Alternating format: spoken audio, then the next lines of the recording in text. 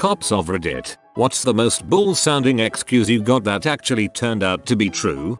Not a cop, but my dad rolls cigars. He uses this white powder called vegetable gum to seal the wrapper. You mix it with some water and it gets sticky and clear. In powder form it looks similar to C. My dad had a massive bag on him after a rolling event one night and got pulled over for a traffic violation. They saw the bag of powder laying in a box and asked what it was, and my dad told them. I guess they didn't believe him because they called back up. They had my dad cuffed while they tested it, and sure enough it came back as not C. They let him go, but it still cracks me up hearing the story. Not a cop, but my dad rolls cigars. Lol wax sentence.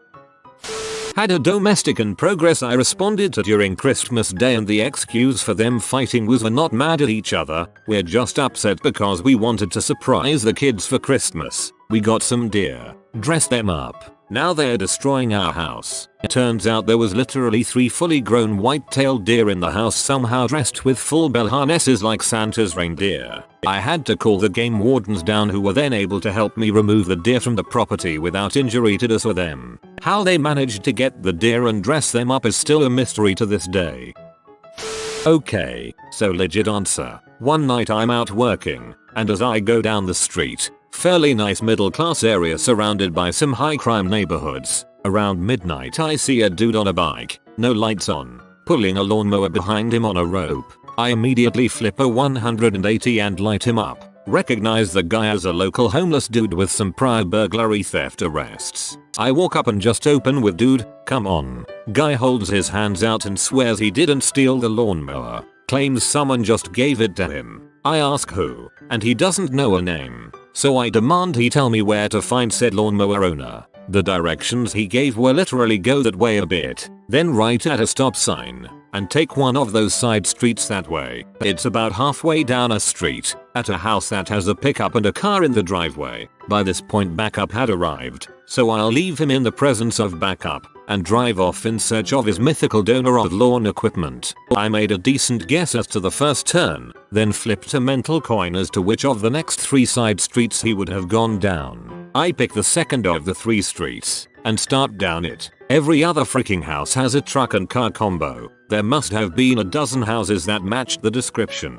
Halfway down, I see an average looking house and go EHH. I'll try this one. After all, it's midnight and this is a wild goose chase. Go up, ring the doorbell. Middle-aged dude comes to the door. "Hello sir, have you been giving away lawnmowers to random sketchy homeless guys at midnight today?" Yes, as a matter of fact, he had. Homeowner goes on to complain to me that his wife was upset as his continual inability to get the mower running, and had ordered him with some severity to remove the mower from the house or face the consequences. He pushed it to the curb right as homeless guy rode by, and the latter had asked and received his permission to take it. I drove back in shock and amazement, apologized to homeless guy, and sent him on his way. A few months later we ran into each other at a nearby gas station, and he told me it turned out just to need a new spark plug, and that he had gotten it running again, before going on to sell it for $150 to someone. For years after,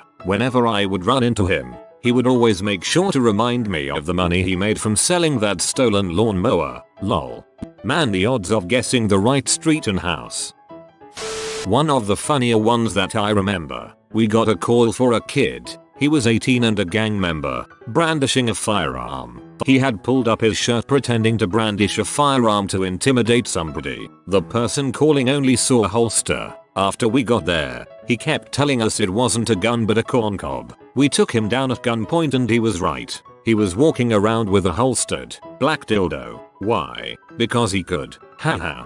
The balls on this guy, seriously. Not really an excuse, but shocked the crap out of me. I've always been told a diabetic with high blood sugar acts the same as someone who is drunk. Get a call for a car all over the road, hitting trash cans on the side of the road and whatnot. We stop the car and get the driver out. He's slurring his speech like no other. Can't maintain his balance to save his life. Fails all the sobriety tests, but blew zeros on the PBT. He denied drinking and swears up and down he didn't do any drugs. Never mentions the diabetes. We're all scratching our heads and I remember the blood sugar thing. Call medical to our location and sure as crap his blood sugar was 550 and he finally remembers that he hadn't taken insulin in 8 hours. My dad is an officer and he pulled someone over for speeding and running a red light and they said their breast implant burst. He called EMS to rush them to the hospital and turned out it did and it's actually very dangerous if they leak. Not a cop in this story, but someone crashed into a tree on their way to work and most people have an excuse as to why they weren't at fault when they crash. In this particular case the woman said an owl flew into her car and she swerved off the road into a tree. Anyway, said cop gets into the car to move it for the tow truck and sure enough an owl flies from the back seat past the officer's face and out the front window. Surprises the cop. Scared the crap out of him I imagine. The owl was included in the diagram of the accident report. I wanna see this diagram.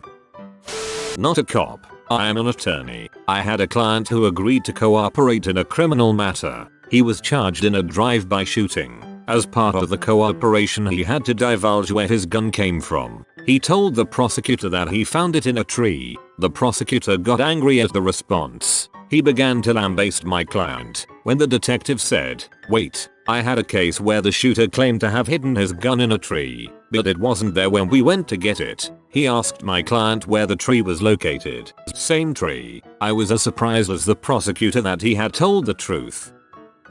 Was doing a tour as an MP. Not my normal job, but whole other story, and we got called on a domestic. At the house, there is this huge corn-fed guy about 6 feet 4 inches and 275, and a petite Asian girl about 4 10 inches and 95 pounds soaking wet. The whole house was in disarray, and the call had come because of yelling heard by the neighbors. She was crying and talking in an Asian language that none of us understood, and kept gesturing toward her huge husband. He wasn't talking. We wrap him up, take him to the station, and are trying to interview him, but he's not saying much. We intend to charge him with domestic assault. We notice somewhere along the way that he has horrible welts all along the backs of his hands and along his forearms. It took a lot of prying, but we finally got out of him that his wife would beat him with wire coat hangers when she was mad, and apparently that was pretty often. He was too embarrassed to admit to anybody that he was being abused by his wife who was less than a third of his size.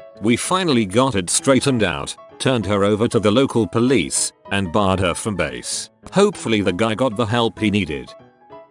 Not a cop. Family friend was. Pulled a guy over who was speeding profusely. Guy was obviously disheveled. He said he was headed to the hospital because he had a tick on his dong. Cop was confused, but he escorted him there, then waited in the lobby to check on him see if he was blowing smoke. After a while, he asked the desk what was going on, why it took so long to take a tick off his penis. Her reply, it wasn't on it, it was in it. Popped a college kid for crappy driving and pulled 100 grams of weed off of him. Also, a 1-pound glass pipe shaped like a huge nail. No biggie. Also find weed under the other college kids in the car. Driver falls on the sword and tells me all of it is his and lets his friends walk free. I like this kid. However, during the search we find package addies in the cellophane of a cigarette pack with the top melted closed. Goddamn, it intensifies. Ask kid if he's dealing addies at school. Tell him I'm aware of the prescription pill epidemic. He says no and spins a huge yarn about how he only carries a few on him because he's had his orange pill bottle stolen so many times. Kid seems like a pretty good dude. I decided to take the X-Files approach. Supervisor tells me pursue charges for dealing. Blah blah blah. I tell the kid he has one chance to prove he's telling the truth. Shows me the broken glass under his driver's seat from a vehicle burglary. Go to do better. I follow behind him back to his dorm. He lets me in and shows me the busted footlocker he kept them in under his bed. Dunno. Kinda weak. Supervisor's telling me to hurry and drop the axe. Tell him to do better. He calls one of the soccer team assistants up and we meet him in the locker room. Shows me the little wooden locker which has a broken lock. Assistant coach tells me they have replaced the lock on his cabinet 3 times. Campus security has numerous reports of medicine theft from this kid. Nice. I call supervisor up and tell him I have no grounds to pursue delivery charges. Poor bastard just kept getting his Adderalls jacked and being the big dumb meatball he was, he started packaging them like that. I end up talking to his best friend breaking up a house party a couple months later. Friend tells me kid is a stand-up guy who only uses weed due to extreme anxiety. Totally believable from my interaction with him. And has never sold anything in his life. Friend thanked me and told me his buddy spoke well of me. Friend also tells me he had to drive his buddy to the hospital a few hours after I left from a panic attack due to the whole incident. I felt bad for the kid. So now, whenever I see him smoking up in his car in the mall parking lot, I just wave. When do we put you in charge of all police?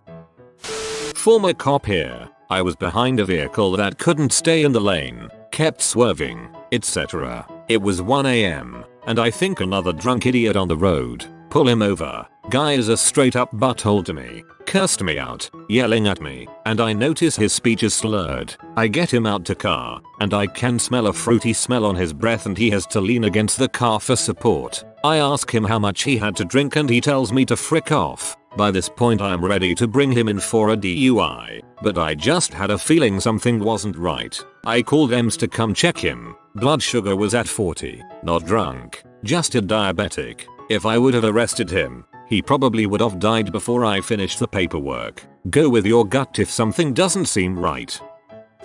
Not a cop, but I did get stopped by one for eating a taco. I worked at a community college in La that had a high school right next to it. Well, there was a lot of drugs sold through the fence at the high school, so there was always a cops driving up and down the street between the schools. Couldn't get a parking pass since I just worked at the school, so I always parked on that street. Hit up Taco Bell for lunch and was sitting in my car eating my double-decker tacos when a cop drove past. Next thing I know, he's flipping a U-turn and heading right for me. He slides to a stop driver window to driver window and yells at, "What the heck do you think you're doing?" Stunned, I just said eating my lunch. Well, he isn't buying it and says I'm hiding something. I just hold up my taco and looked so confused. He burst out laughing and peeled out. Saw him a few times after that and he always waved and had the biggest grin on his face. Not a cop, but I have a very common name and got pulled over for driving across the median, and there was a warrant out for me for rape and assault or something. As it turns out, a guy with the exact same name and birthday born in the same city as this, and it took me about 20 minutes of pleading to get the officers to realize I did not match the description. I deal with this dude every once in a while. As it turns out, our socials are off by 1 digit. If I ever see him, we are going to have a long talk. Good God, how the heck? It's like the opposite of having a look-alike. My first ever real call was for a flasher at the local park. When I got there and finally found him, it was a mentally impaired young man 16-17 who had a pair of headphones on in a full Pooh Bear. I said, "Hey man, come here, what the heck is going on? You know you have to keep your pants on, especially at the park." He goes on to tell me he had bad itching down his pants and couldn't take it anymore, so he had to rip his pants off and was running home to get help. I said, "Mom, you couldn't make it home first?" He said, "No, I had ants in my pants." Sure as crap, according to more than one witness's account. He had been sitting in a sandbox playing at the park and accidentally on a nest of red ants that had crawled up his pant legs. I love that this was your first call. I'm running booking one night. Guy gets brought in for possessing a truly stupendous amount of drugs. I am talking like 2 Rubbermaid totes full of shrooms, a huge bag of weed, and enough H to overdose half the county. Well, says he, I'm the informant and they told me to make the drop so they could be there and raid the crap out of everybody and let me go for helping. Right. Face left please. Guy is like, I'm telling you dude, fear gonna be super p that you country retards fricked up thigh bust. Whatever. Get in the holding cell and shut up. About 3 hours later 3 guys show up. D agents. Fear super p that our deputies fricked up thigh bust. I go back to the holding cell to let the guy out, and he's just like, Fear super p, huh? Yep, told you so. Former US Coast Guard, and actually did law enforcement. For those unfamiliar, the Carolinas in the States and especially Wrightsville Beach, Myrtle Beach, New Topsail, Lockwood's Folly along the NCSE border are overflowing with drunken or stupid boaters during the summers, especially with UNCW nearby. Drunk college kids on the water everywhere doing reckless crap. BWIs, illegal charters, fricking around outside of the channel, cutting bows, speeding, ignoring no wake zones, and even the odd drug trafficking, illegal firearms trafficking charges. Suffice it to say, combined with hurricane season, we were quite busy from May-September. One Friday afternoon our Rod gets a call out on channel 16, like 911 boaters, from a captain calling in a pontoon boat that has flipped and 20 young, intoxicated males in the water. We arrive on scene with another 47 feet from a nearby station and are fishing these drunk idiots from the water. They pack 24 people on board a 14-person pontoon boat and of course it flipped. As we're pulling them out, literally all of them were drunkenly threatening us with their daddy's law firm. It was like a crappy 90s teen MTV rom-com come to life. We just rolled our eyes, zip-tied them, didn't pack enough cuffs, and 90% of them were combative drunk, even seeing the pistols on our hips, rifles, shotgun slings. Turns out it was an entire frat of future lawyers studying at Ellen whose fathers were all lawyers as well. Still didn't save them from the local US attorney and reckless operation of a boat, BWI, and license captain, etc charges. Still was surreal with dozens of drunk 20-year-old dudes wailing and telling us their daddy would sue us. Don't even get me started on jet skier stories. Not a cop, but I had a run-in with one that was really funny once. When I was 18, I was on a double date with a friend, and we stepped out of a restaurant to smoke. A cop came up and started harassing us, telling us there had been break-ins into cars in the area. Eventually, he said he needed to pat us down, and he pulled a brown paper bag out of my friend's pocket. He got a smug look on his face and asked, "So, what's in here?" "Huh," my friend said, "the Emancipation Proclamation," with a completely straight face. The cop opened the bag, pulled out a small booklet, got embarrassed, and let us go. My friend had been to the Lincoln Museum earlier that day and did actually have a small copy of the Emancipation Proclamation in his pocket. Mid-July in like 2008, young kid going 93 in a 55. I swing and he immediately pulls over, approaching the car. His first words before I can even start speaking: "My dog died. He hung himself. I gotta get back before my mom gets home." What JPG? Anyway, he calls other family members. His aunt, uncle and 2 cousins come out to the stop, and between all their sobbing, they verify that the dog had actually hopped over the fence on a leash runner and couldn't get back over. Everyone's crying now. They showed me a photo on their phone. Apparently they found the dog and called the kid at work and he just left. I didn't even bother verifying further than that. Cousin drove the kid's car back so they could take care of the dog and prepare for mom. Some said that I should have wrote him, but losing an animal sucks enough. He knew he fricked up and adding financial burden to him wasn't going to help him or me. I'm glad there are cops out there who understand both how horrible losing a dog is and how financially hard it is to get a ticket as a kid. Insurance is already too high. Of course kids should be more careful and it's not the cops' fault they got pulled over, but you did the right thing in this scenario. I was driving with my fiancé and we went through a roadblock where they checked registration and crap. And we get to the cops and they ask for our registration. I'm sitting in the passenger seat, so I open up the glove box and right there is a clear and marked baggie filled to the brim with catnip. I completely forgot it was there and just froze, wide-eyed. I turned to look at the cop shining his light through my open window and he's frozen too, just staring at the baggie with this look on his face like, really? I just started immediately professing, "OMG, I swear to God this is catnip. You can take it and smell it or test it or whatever, like, I swear." And at this point it's just so ridiculous that I start cracking up, and the cop takes it and reasonably deduces I'm telling the truth. And he starts laughing and calls his partner over and tells her what happened, and they both just cackled away for a minute and sent us on our way. Catweed. Good thing they weren't cat cops.